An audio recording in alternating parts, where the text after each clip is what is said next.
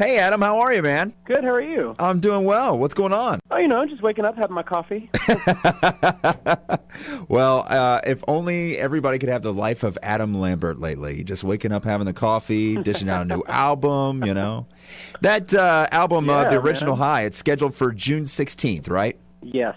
I'm so excited about it. Now, let's talk about the title of this, The Original High. Now, who came up with that?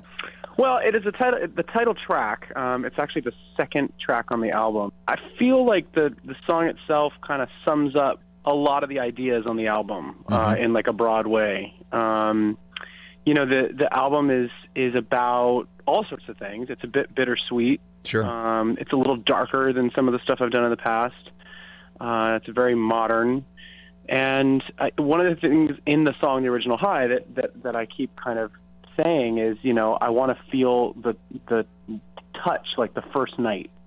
It kind of talks about like nostalgia and looking back and kind of recreating the past and how that can be a sexy thing, but at the same time, you can kind of get stuck in a cycle, repeating yourself over and over again, whether it be with habits or addictions or certain people in your life or certain ways of thinking. And I don't know. It just kind of talks about that internal struggle. It's a bit deep. Yeah.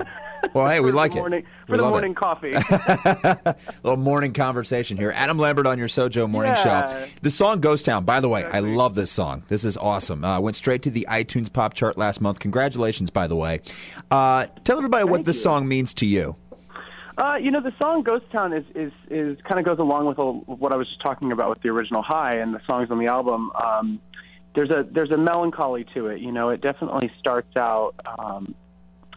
It's describing a dream, and it's kind of visual in the sense that it's talking about dying in a dream and kind of being in this state where nothing feels quite right, and you're a little numb and disillusioned, and you're kind of questioning everything. Yeah, right. And at the end of it says, "And now I know my heart is a ghost town." So it's kind of describing the feeling of heartbreak. And then that beat drops in, though.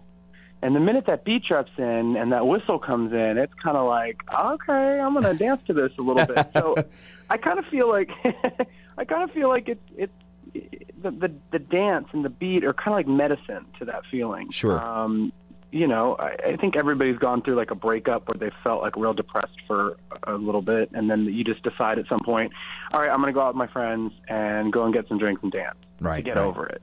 That's beautiful. That's beautiful. All right, man, let's talk about Queen here. Now, what was it like transitioning back to recording your own original music after being on the road as the front man for Queen? By the way, how amazing was that? And being on the road with Queen was crazy. It was such an honor to be fronting a band that is literally iconic.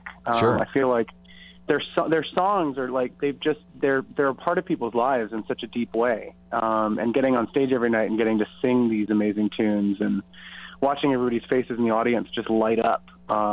It's amazing. It was incredible. It was a big honor. And it's not done necessarily. We're doing 5 more shows in September down in South America. And it's my first time going down there, so that should be crazy. Yeah. Okay. They were great, and they were, Brian May and Roger Taylor they're legends, really, when you think about it. They've put this band together. They've been a part of the band. They started this thing in the 70s. They've seen everything. Right. And I learned a lot from being on the road with them. And, I think it just made me a better artist. Yeah, and then I think that's the most important thing you get out of it. And I'm sure there was a feeling of, oh, my gosh, I'm going to be in Freddie Mercury's shoes here. I'm sure you had that going through your mind, too. Totally. Yeah. And to deal with that, I brought a lot of very crazy shoes to wear on these Most tours. importantly, red. If I'm going to be in Freddie Mercury's shoes, they better have some sparkles on. But I was a little intimidated at first, for sure, because there will only be one Freddie Mercury, and he was like a god. Absolutely. I mean, as a vocalist, as a writer, and his stage presence was crazy good. I went back and watched some videos of some of the concerts that they had. He's like running around barefoot in a pair of shorts, like being incredible. It blows my mind. So I definitely kind of tiptoed into the situation and wanted to make sure that as a singer I was kind of striking a balance between making the songs my own and not straying too far from the original, because I knew there'd be a lot of diehard fans in the audience, and I didn't want to screw up their memory of the band. And the idea was more to re-inspire them and remind them of why they loved the band in the first place, and kind of pay my respects to amazing songwriting and amazing music. The amazing Adam Lambert joining us on your SoJO Morning Show. What an amazing artist. Now, how do you feel, and I got to ask this about American Idol, how do you feel about the show going off the air after one more season? Well, I think it's like anything. Things run their course, Sure. Just like, a relationship or a lot of other TV shows. TV shows come to an end. So they had an amazing run.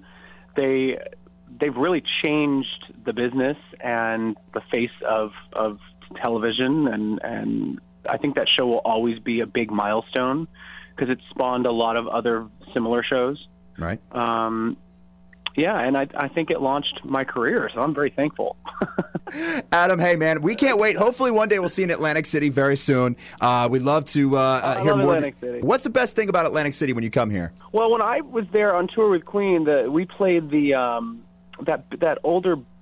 what is that venue with the big dome? It's like a big arch. Boardwalk Hall. Yeah, the Boardwalk Hall. That was one of the best venues we played in the United States, literally. Really? The sound of that room, the sound in there is amazing. The acoustics. And I remember that day when we loaded in, we were all kind of just blown away by the structure. And I went online and started doing research and was just fascinated by this place. Well, we hope to see you again at Boardwalk Hall, my friend. I know you got to go. So best of luck to you. Can't wait to hear this entire album. June 16th, the original High Hit stores. And, of course, Ghost Town, we're playing here on SoJO as well. Adam Lambert, thank you so much for joining us, my friend. Tom Morgan in the morning. That's beautiful. Yeah.